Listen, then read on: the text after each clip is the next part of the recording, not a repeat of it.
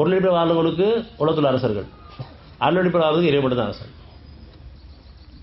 அவரின்றி ஒரு அனுபவமாக செய்யாது வெளியே வருகிறார். இது அழியக்கூடிய வாழ்க்கை. அப்படி பொருள் நம்பி வாழக்கூடிய கூட அந்த அரசன் மேலே அவங்க மூலமே கஷ்டம் ஏற்படுது. எதை நம்பி வாழணும் நமக்கு கஷ்டங்கள் தான், சோதனைகள் தான். அது உடனாமல் திருந்தாமல் இருந்தால் அது வேலையாக மாறுது. இப்போ நம்ம இறைவன் நம்பி வாழ்றதுக்காக தேர்ந்தெடுக்கப்பட்டிருக்கோம். எதுக்காக ஒன்று கூட்டப்பட்டிருக்கோம்? இறைவன் சார்ந்து வாழ்றதுக்காக, எந்த தேவைக்கும் பாதுகாப்புக்கும் அவனை அடிக்கிறதுக்காக, அவனோட வாழ்றதுக்காக, அவன் நினைவுகளில் வாழ்றதுக்காக, அவனுக்கு பொத்தமாக வாழ்றதுக்காக, அவனுடைய பண்புகளில் வாழ்றதுக்காக, அவனுடைய பாதையில் வாழ்றதுக்காக, சமானத்தை விரும்பி வாழ்றதுக்காக தேர்ந்தெடுக்கப்பட்டிருக்கும். இதுக்கு மேலே ஒரு பாதை இருக்க முடியாது. எல்லா பாதையிலும் போயிட்டு வந்துட்டோம். நம்ம முன்னோர்கள் முதலில் போன பாதையிலும் போயிட்டு வந்துட்டோம். கஷ்டங்களோடு தான் வந்திருக்கோம். நன்மையில் அடையில கஷ்டத்துக்கு மேலே கஷ்டத்தை அனுபவிச்சுட்டு வந்துருக்கோம். என்னுடைய பாதை தான் நமக்கு சுகம் கிடைச்சிருக்கு. ஆனால் இந்த சுகத்துக்கு நன்றியோடு இந்த சுகத்தை அதிர்ச்சி கேட்காம, இன்னும் அவனுடைய பாதையில் உறுதிப்படுத்தி கேட்காம மாறி மாறி போயிடும்.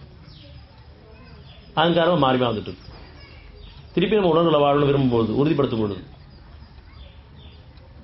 அவனை மட்டுமே நம்பும்போது, நம்பிக்கை அவனை கேட்கும்போது, அவனை மேலே சார்ந்து வாழும்போது, சுகத்துக்கு மேலே சுகம். எவ்வளோ பெரிய சூழ்ச்சியாக இருந்தாலும் சரி, அந்த சூழ்ச்சியில் நீக்கப்பட்டுரும். அது அத்தாட்சியாக நமக்கு அமையும். தனிப்பட்ட ஒரு வாழ்க்கையிலும் சரி, பொதுவான ஒரு சமுதாயத்துக்கு ஏற்படைய துன்பங்களை இருந்து மீட்டு கொடுத்துருவோம்.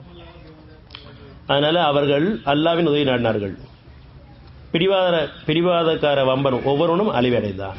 ஒவ்வொருக்கும் அவனுடைய நாட வேண்டும், அவனோட இருக்க வேண்டும். இவன் மனசில் பொறுமை வேணும். மறுபடியும் நம்ம சூழ்ச்சி பண்ண அவசியம் கிடையாது. என்னோட அப்படிச்சாச்சு, அமைதியை கேட்டாச்சு, பொறுமையை கேட்டாச்சு, நம்பிக்கை கேட்டாச்சு.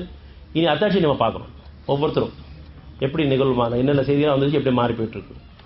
நமக்குள்ளேயும் பார்க்கணும், நம்ம குடும்பத்திலையும் பார்க்கணும், நம்ம சமுதாயத்தையும் பார்க்கணும், நம்ம நாட்டிலையும் பார்க்கணும், உலகத்திலையும் பார்க்கணும். அந்த அளவுக்கு ஆற்றல் உள்ள பாதை இது.